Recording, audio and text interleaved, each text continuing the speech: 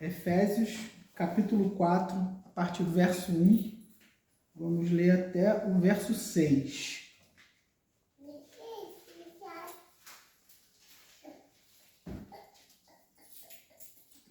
Efésios, Novo Testamento.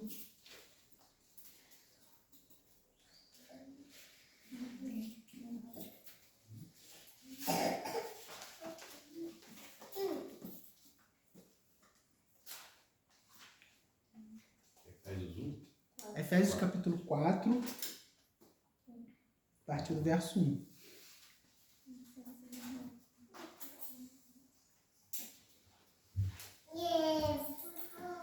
A palavra diz assim: Rogo-vos, pois eu, o prisioneiro do Senhor, que andeis de modo digno da vocação que foste chamados, com toda humildade, mansidão, com longanimidade, suportando-vos uns aos outros em amor, esforçando-vos diligentemente por preservar a unidade do Espírito no vínculo da paz.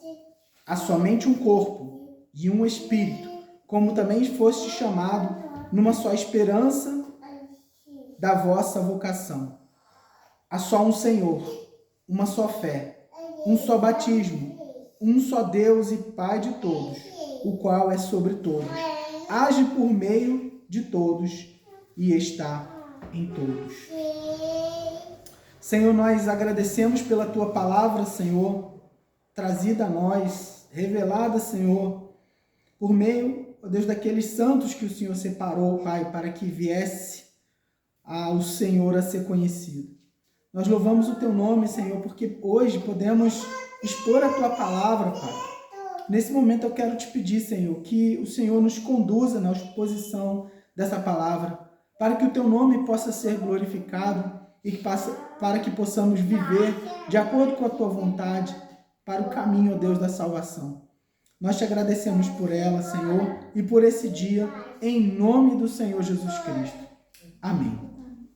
Meus irmãos, quando a gente fala sobre vida na igreja, a gente pode ver opiniões se dividindo. Algumas pessoas, elas podem dizer assim: a vida na igreja é maravilhosa. Eu vou à igreja no final de semana, ou tantas vezes por semana, ou gosto de estar no meio do corpo de Cristo, nasci na igreja, já vivo lá, já desde de tantos anos, sempre estive envolvido. Mas também existem aquelas pessoas que dizem assim: eu não quero saber de igreja, eu não quero saber de ir para o culto, eu não quero saber de frequentar um lugar onde tem um monte de gente ali, pecadora, que me afasta de Deus, que faz panelinha, que faz fofoca, que briga, que às vezes até entra em conflito por conta de questões financeiras, questões de família. Então, as opiniões elas vão se dividir. E nesses grupos de pessoas talvez que não queiram um relacionamento com a igreja, e hoje ficou famoso aqueles movimentos dos desigrejados, existem alguns grupos de desigrejados. Aquelas pessoas que talvez mudaram de cidade, foram para um outro lugar e talvez não encontraram uma igreja bíblica, uma igreja onde eles queiram congregar, uma igreja que prega a palavra de Deus com fidelidade. A gente sabe que tem em muitos lugares, a gente tem muitas igrejas, às vezes, que tem deturpado o evangelho, misturado psicologia, marketing, administração de empresas, finanças e tantas outras coisas, e o evangelho mesmo não é pregado. Existem aquelas também que, quando você, em vez de você ouvir a palavra de Deus, você ouve o homem, né? Pessoas talvez que comecem um trabalho de igreja e ali elas vão pregar aquilo que elas acham. Então muitas pessoas, às vezes, elas estão nesse meio termo aí. Elas querem achar uma igreja, eles não encontraram ainda, e elas acabam não congregando em lugar nenhum. Existem aquelas pessoas que por algum motivo, elas participaram dessas igrejas e ali elas foram realmente não foram pastoreadas, não foram cuidadas, tiveram, em vez de pastores lobos, em vez de irmãos, elas tiveram ali lobos.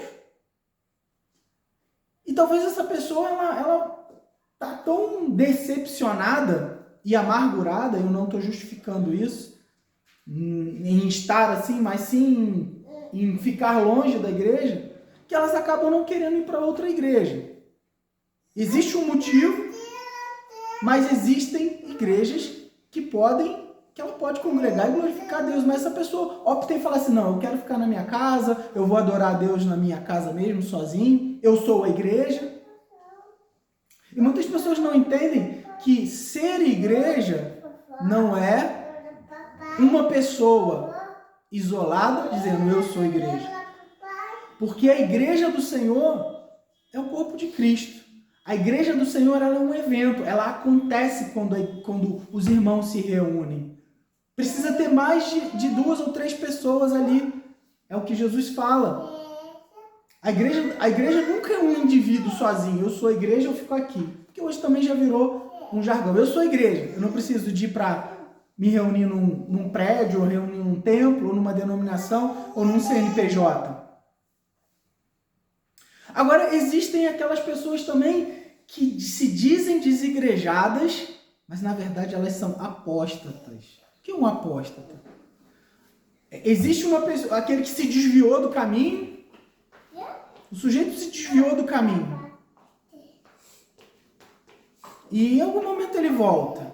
O próprio Senhor traz ele de volta, assim como o filho pródigo.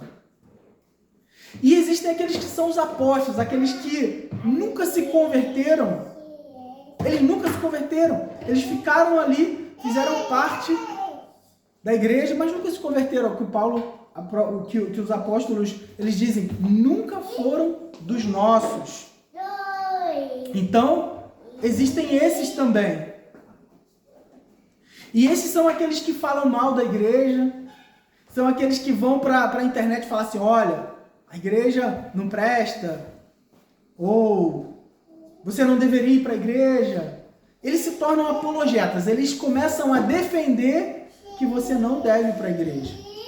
Começam a viver uma vida sem santificação, sem compromisso com Deus, sem compromisso com a palavra de Deus. E eu vou dizer a vocês, meus irmãos, esse é um dos maiores grupos que tem. Aqueles que dizem, eu não preciso de igreja, mas na verdade eles querem realmente destruir a igreja. E o apóstolo Paulo, ele vai, depois dos 3 primeiros capítulos, a gente vê uma parte teórica ou doutrinária em Efésios. Ele começa os 3 primeiros capítulos falando sobre questões doutrinárias. Mas a partir do capítulo 4 até o final, você vai perceber que ele vai começar a falar sobre prática. No início ele vai falar sobre o que Deus fez, como Deus nos salvou, qual foi o plano eterno de Deus, como ele fez isso. E a partir do capítulo 4, ele vai dizer o que nós devemos fazer. Então, primeiro, o que Deus fez. E depois, como e o que nós devemos fazer. E aí a primeira coisa que ele começa a falar é dizer, rogo-vos, pois, eu, o prisioneiro do Senhor. Quando ele coloca rogo-vos, pois, ele está fazendo um convite. Mas um convite com muita seriedade. Ele vai dizer assim, eu imploro, eu rogo a você. Presta muita atenção nisso que eu vou dizer agora. Eu rogo a você. É um pedido muito sério que Paulo diz. E ele destaca mais uma vez, eu sou o prisioneiro do Senhor. Não o prisioneiro do imperador, mas eu sou o prisioneiro de Deus. Eu não faço aquilo que é da minha vontade, mas aquilo que é da vontade do meu Senhor. Então quer dizer, eu sou um escravo de Cristo. Eu sou um prisioneiro de Cristo. E eu não vou fazer o que é da minha vontade. Então, baseado nisso, eu quero convidar também que vocês andem de modo digno da vocação que vocês foram chamados. Lá no capítulo 2, no verso 10, ele diz assim, lembrando aqui, pois somos feitura dele, criados em Cristo Jesus para boas obras, aos quais Deus de antemão preparou para que andássemos nela. Então, ele diz que Deus ele preparou de antemão, quer dizer, antes, ele nos predestinou para um objetivo, para que nós andássemos em boas obras. E quando Paulo, que é o pioneiro, digamos assim, em andar nessas boas obras, porque ele é um escravo de Cristo, ele convida o seu povo a andar nessas boas obras. E o que é andar? Quando a Bíblia fala, nesse texto, principalmente nessa parte, quando fala em andar, ela tá falando sobre um tipo de comportamento. Uma forma que deve conduzir a nossa vida. Porque a gente vê muitas pessoas, às vezes, lendo os 3 primeiros capítulos, dizendo assim, então, louvado seja o Senhor. Não é pelas obras, é pela graça. Nós somos salvos pela graça, Deus nos predestinou, Deus nos fez para as boas obras.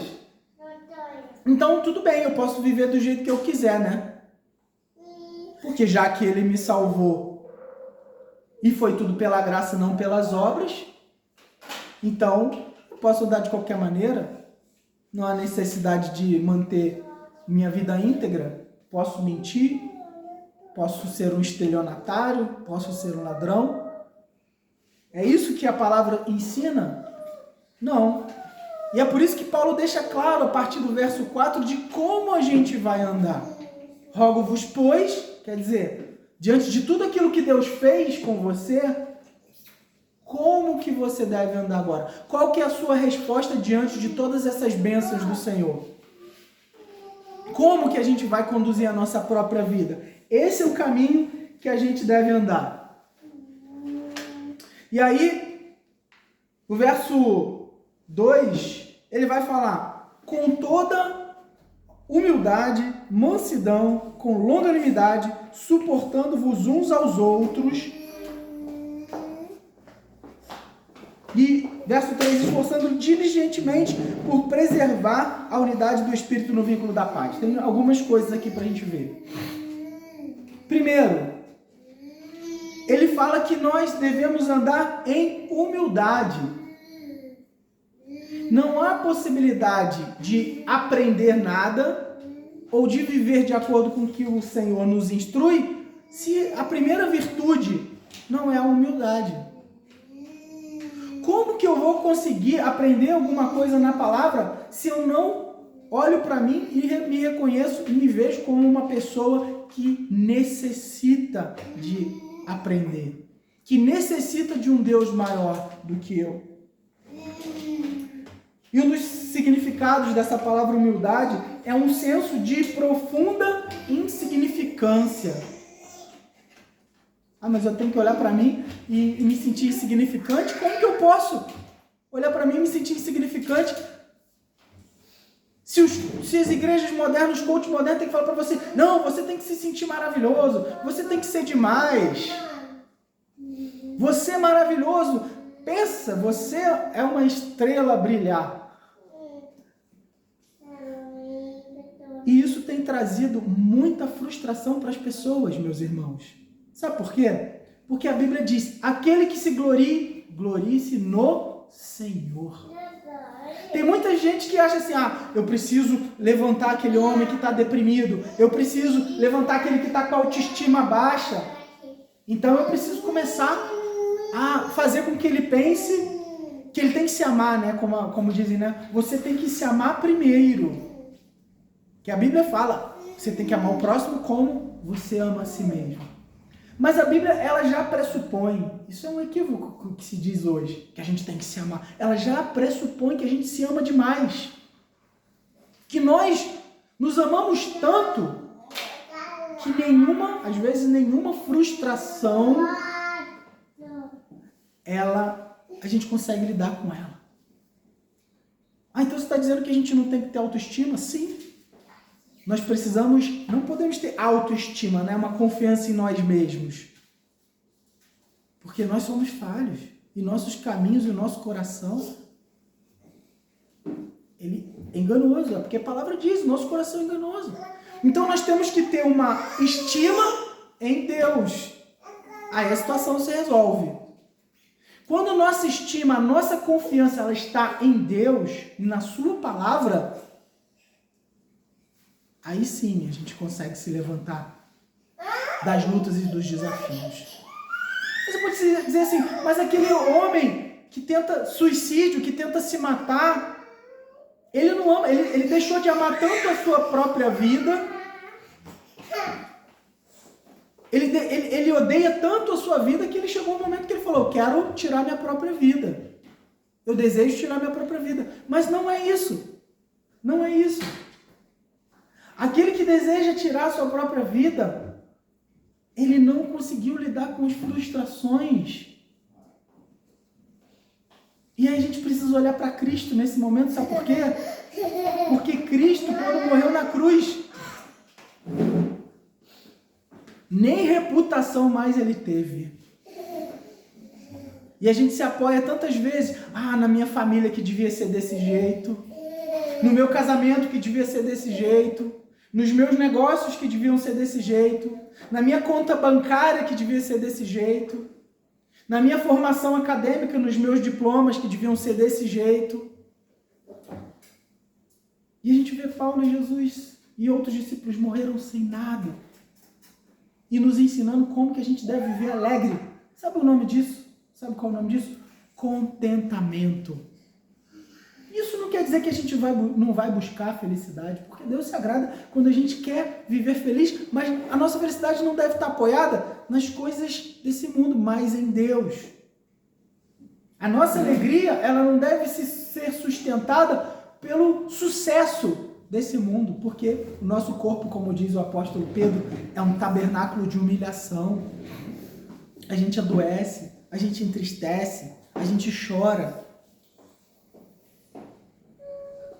Então, por isso que Jesus, ele começa o Sermão do Monte falando, bem-aventurados são os humildes de espírito.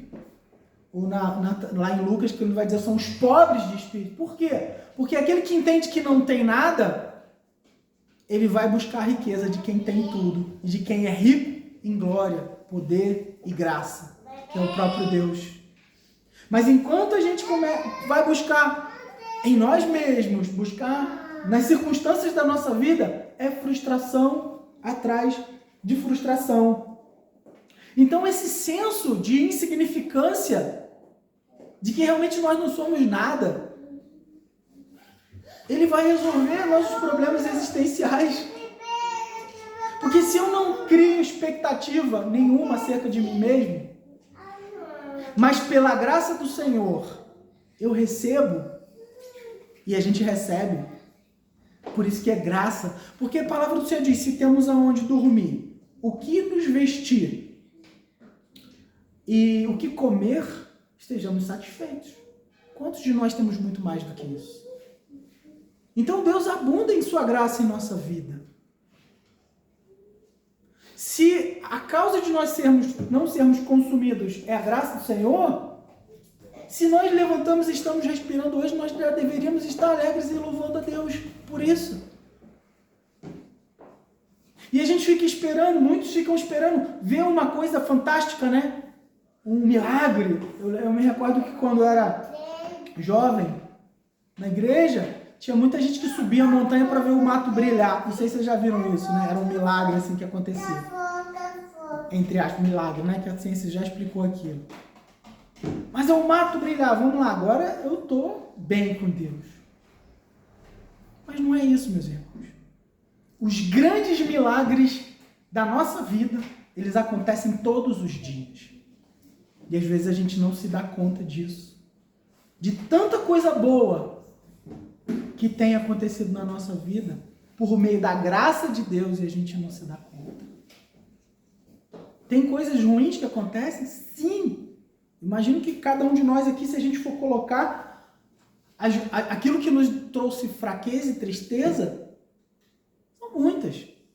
E aí eu vou dizer para você que você não vai ficar deprimido em algum momento? Claro que vai. Nós não lidamos com a nossa carne todos os dias. Se a gente fosse livre da tristeza, nós já estaríamos santos, né? Já poderíamos ser arrebatados, entre aspas. Já poderíamos estar com o Senhor. Mas não. A expectativa que nós temos aqui nessa vida é de muitas alegrias e também muitos desafios. É por isso que Deus nos fez com condições de olhar para as coisas e ver beleza. Quando eu venho para cá, na estrada, eu vou olhando para as matas e vou vendo os tons de verde nas montanhas, nas matas, os tons de azul, dependendo do horário, o sol brilhando no meio da estrada. Hoje estava chovendo, a pista meio úmida assim, frio, mas tem a sua beleza. E Deus nos deu condições de apreciar isso. É tanta coisa boa que a gente não se dá conta. E, meus irmãos, para um romano, onde Paulo estava inserido, na cultura romana, quando você pensa numa pessoa humilde, isso não era uma virtude. A humildade não é um sinal de virtude. E me parece que nós estamos voltando para esse tempo. A humildade era um sinal de fraqueza.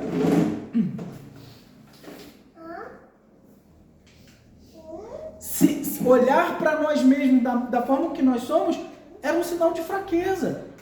E é interessante falar sobre isso, né? Porque a humildade não quer dizer que você vão chegar para você e vão falar assim, mas que trabalho bem feito que você fez. Você vai dizer, não, claro que não, esse trabalho está horrível. Não é, você fez um trabalho bem feito, agradeça, obrigado. É você pensar de si mesmo aquilo que você realmente é. Porque também a gente vai para uma falsa humildade, né? Ah, mas que aula boa que você deu. Realmente, me preparei, dediquei, comunicou bem. Obrigado. Ah, não, quem disse a você, não fala isso pra mim não, essa aula sou miserável e tal. Somos mesmo, mas obrigado. Agora, tem muitas pessoas que elas olham para si mesmo e elas são assim, elas se colocam como coisas grandiosas. Por que segurança? E a segurança não está em Deus. Então, para os romanos, a humildade não era uma virtude. Para o mundo, a humildade não é uma virtude. Quando que a humildade passou a se tornar uma virtude? Em Cristo. Em Cristo, a humildade se tornou uma virtude. Porque Cristo foi exemplo de humildade em todo o tempo. E ele não se preocupou com a sua reputação. E da mesma forma, nós como cristãos, não podemos deixar que a soberba ocupe o nosso coração em momento algum. E aí ele continua dizendo, com toda humildade e mansidão. A mansidão, ela é uma gentileza, uma bondade do nosso coração. E ser manso é uma graça de Deus que nos dá capacidade de controlar as nossas paixões. É uma graça de Deus que nos dá capacidade de controlar nossas paixões, nossos desejos. Quais são? Desejo de se vingar, desejo de irar, desejo de soberbecer, desejo de qualquer desejo. E a mansidão, ela não é uma virtude natural, ela é um fruto. É algo que Deus concede a nós. O John MacArthur, ele fala que a mansidão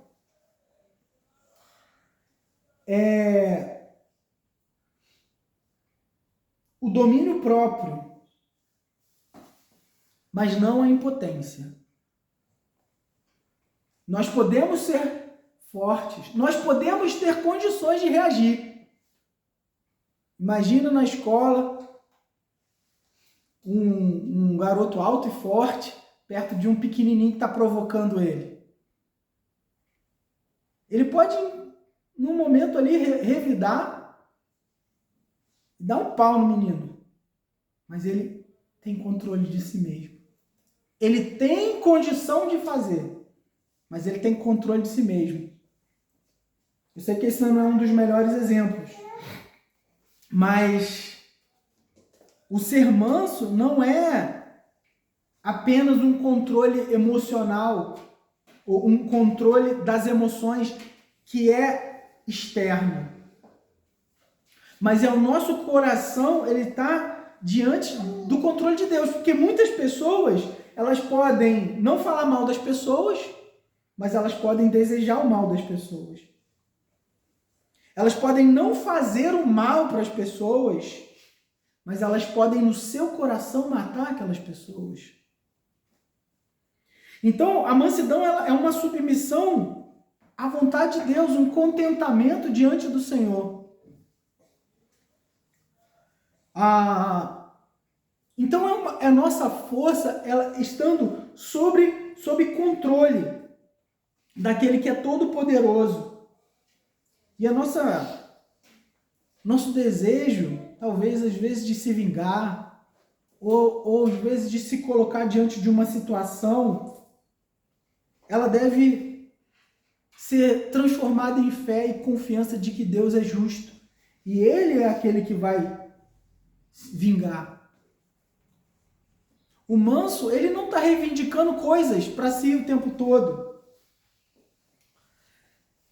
Pode ser que uma pessoa mansa ela seja injuriada, né? E a gente pode dizer assim, mas eu não levo desaforo para casa não. Comigo falou, vai ouvir. Eu já vi muito, eu sou crente, mas não sou bobo. E às vezes o silêncio ele pode ter um efeito muito melhor do que uma resposta dura. E é como diz lá em Provérbios, né? A palavra branda desvia o furor, mas a dura ela suscita mais a ira. E Jesus venceu muitas vezes assim. Muitas vezes as pessoas falam, mas eu estou indignado. Essa palavra indignado quer dizer, eu tenho muita dignidade e essa situação está me deixando indignado. É isso mesmo.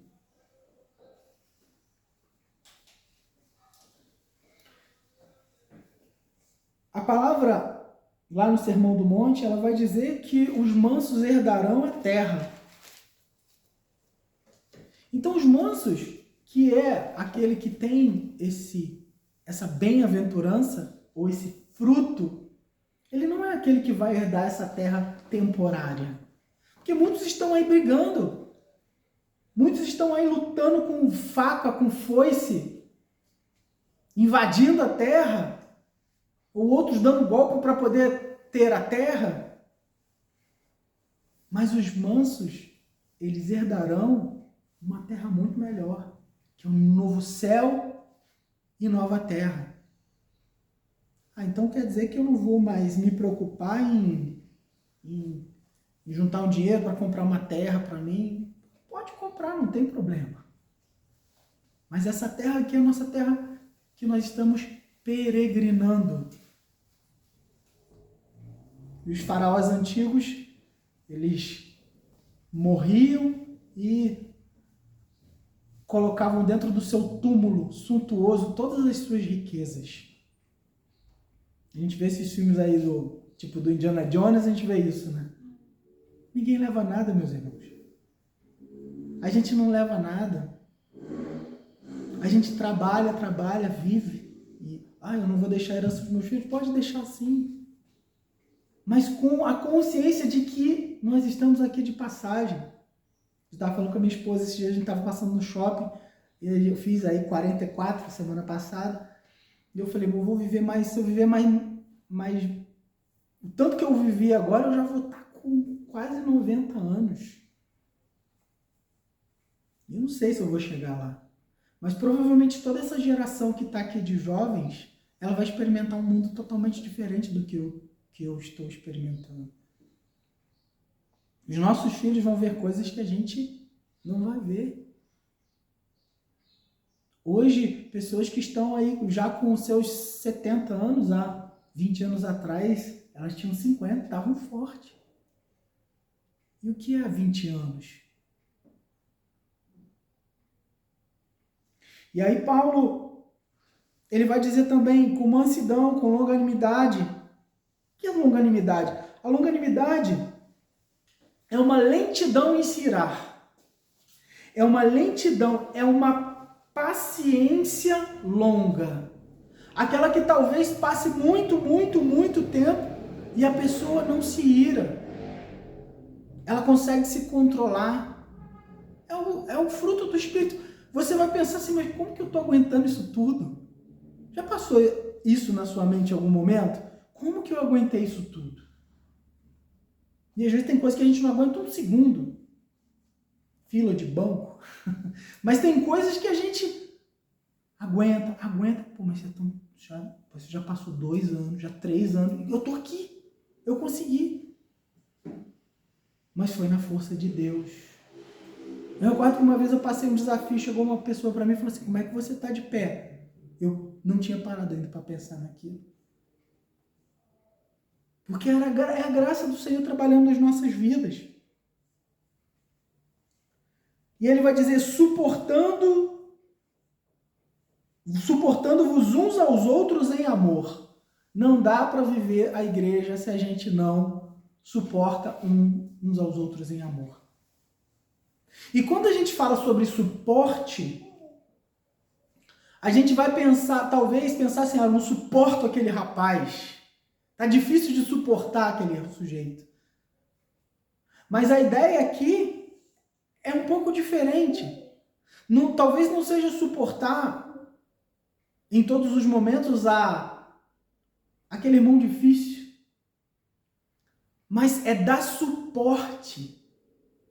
É dar condição de alguém que não está conseguindo se manter em pé, de você conseguir ser um suporte para aquele irmão. É você ser rígido a ponto de não se dobrar diante das dificuldades e ajudar os seus irmãos a serem rígidos e fortes diante das dificuldades e confiando em Deus. Então, o suporte não é simplesmente uma atitude. Óbvio que sim, tem pessoas que são muito desafiadoras, que a gente tem muitas dificuldades para amar. Mas na maioria das vezes, o que a gente tem que pensar como filhos de Deus é em suportar, em dar suporte, em ajudar os nossos irmãos. E Paulo está iniciando aqui falando sobre a vida na igreja. Esforçando-vos diligentemente em preservar a unidade do Espírito no vínculo da paz. Meus irmãos, tem muitas pessoas que falam assim, vamos fazer um encontro da unidade da igreja. Vamos fazer um encontro, usam até um nome aí duvidoso que chama, vamos fazer um encontro ecumênico. De um lugar comum. Vamos encontrar um lugar comum entre as igrejas aí para a gente fazer um encontro ecumênico.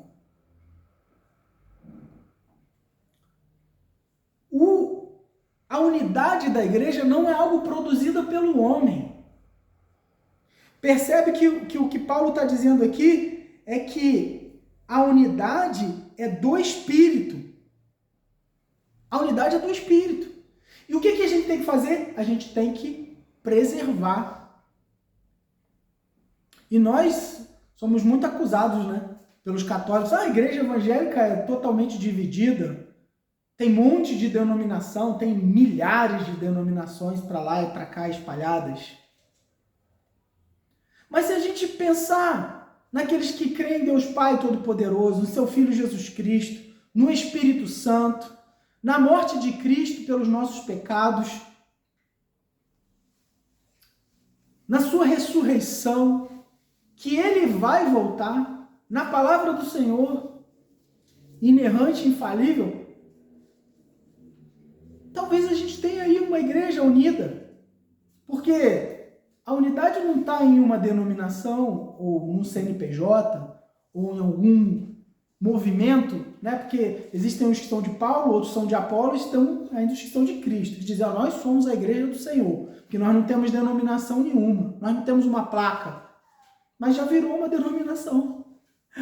É a igreja sem nome. Mas é mais um grupo que está também trabalhando em prol daquele grupo. Mas a unidade da igreja, ela é no Espírito. Existem talvez muitas denominações que a gente fala assim, mas aqui eu não congregaria. Mas ela não é, talvez, ela não seja caracterizada por um movimento sectário, quer dizer, uma seita, ou algum movimento que entende que só eles estão certos, mas defendem erros. Então existem coisas na unidade que realmente a gente não pode suportar. Às vezes o problema está no governo da igreja, um é congregacional, outro é presbiteriano, outro é episcopal, ou em formas de batismo.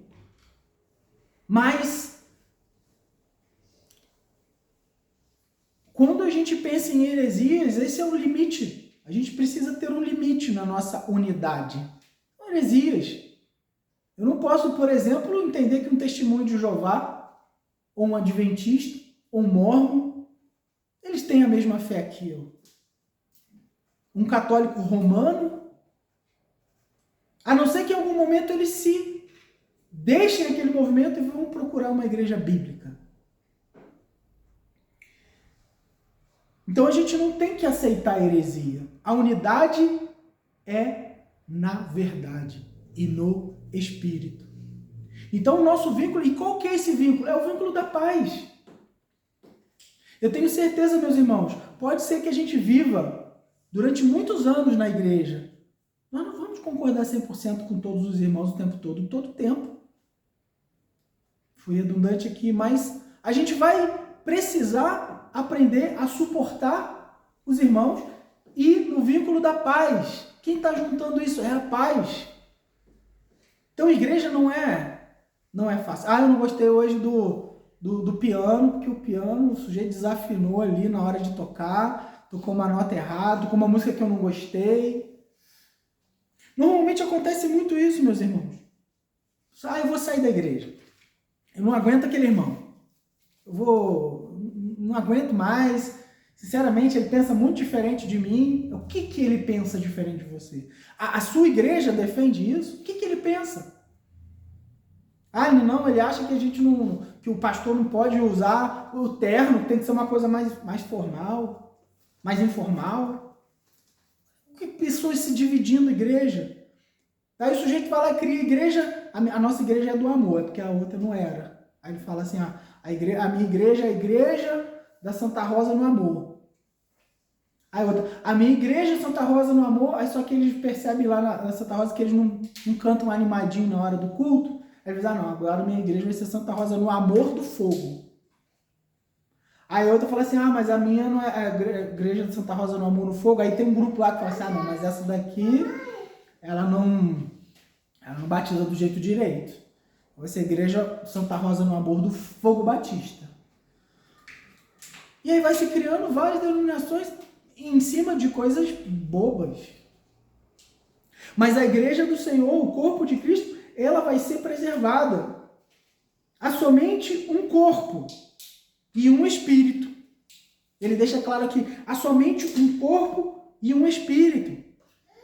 Então não existe um espírito, a gente acha, né? Cada igreja vai ter o seu próprio Espírito Santo que pensa de forma diferente. Como que a gente consegue pensar algo assim?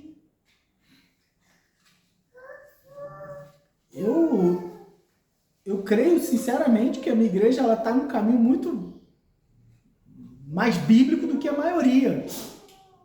Mas isso não quer dizer que eu olhe para um outro irmão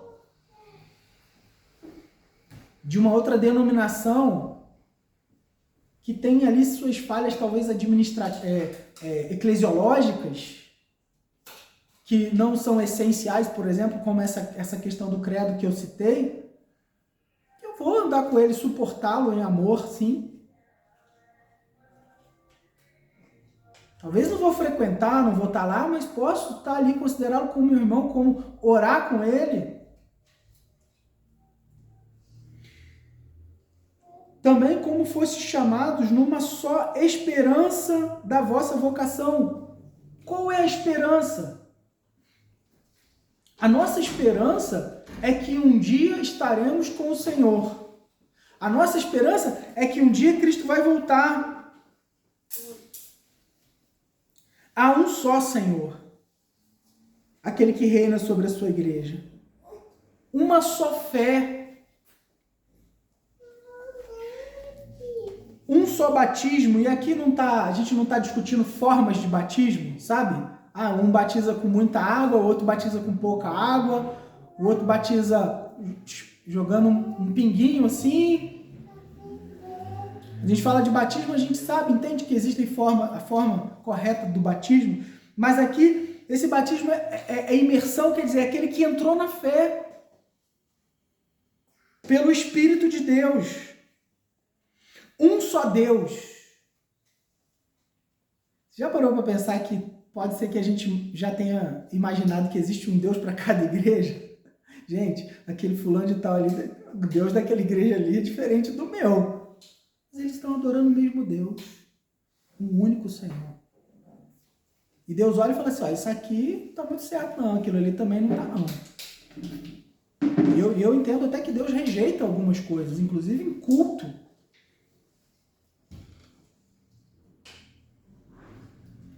Que é Pai de todos, no qual é sobre todos, age por meio de todos e está em todos. É que ele está falando sobre a igreja. Numa tentação daquela igreja de Éfeso em haver uma divisão entre judeus e gentios, Paulo começa falando sobre a unidade da igreja. E eu quero deixar bem claro aqui, meus irmãos, que a unidade precisa estar na verdade. Existem alguns cultos que não são cultos bíblicos, são cultos centrados no homem. Isso para mim representa culto? Não. Existem pregações que não são bíblicas, que falam mais de si mesmo, que é uma autoajuda, do que a centralidade nas Escrituras. Existem muitas questões voltadas ao governo da igreja que não são bíblicas.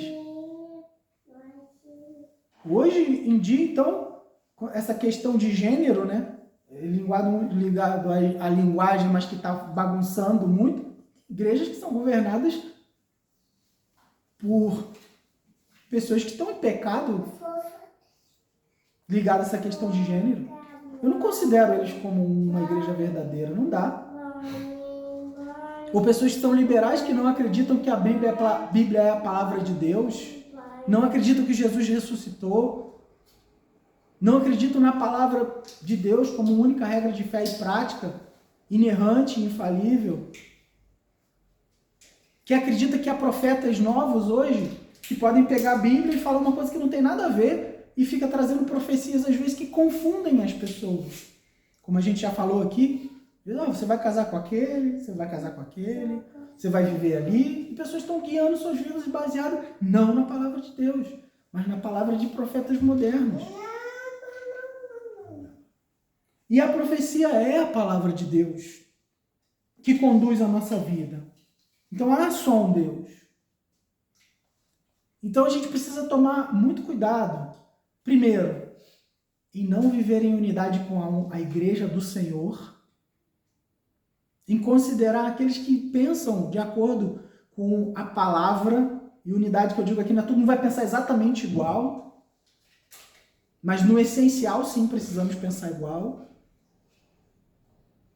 Aquela minha igreja não disciplina ninguém. Que isso? A minha igreja ela pode pecar de vontade, tá? Participa de tudo, sacramento. Então existe um limite. E esse limite ele está na palavra. Culto, a mesma coisa. E eu queria já finalizar falando sobre a aplicação para as nossas vidas. Uma das coisas que a palavra diz é que nós não devemos ser somente ouvintes, mas praticantes da palavra do Senhor. Então, aqui Paulo começa falando sobre as práticas. Doutrina e prática. Aprender para praticar. E não é possível praticar se a gente não aprende também. Então, ele começa a trazer esse equilíbrio entre ler a palavra e praticar a palavra. Às vezes eu tô assim numa luta interna e eu falo assim, mas a palavra diz isso, por que eu estou pensando assim? Por que está acontecendo isso? Se a minha confiança deve ser assim. E Deus às vezes vem com consolo, às vezes ele vem com silêncio, às vezes ele provê alguma coisa no meio das circunstâncias do dia a dia.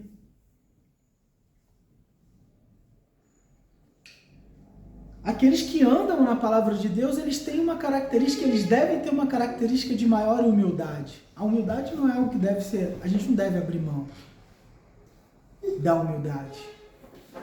E entender exatamente o que é a humildade. E também viver em comunhão. Viver em unidade com o povo de Deus. Aqueles que vivem de acordo com a palavra de Deus. Quero orar para a gente encerrar esse momento.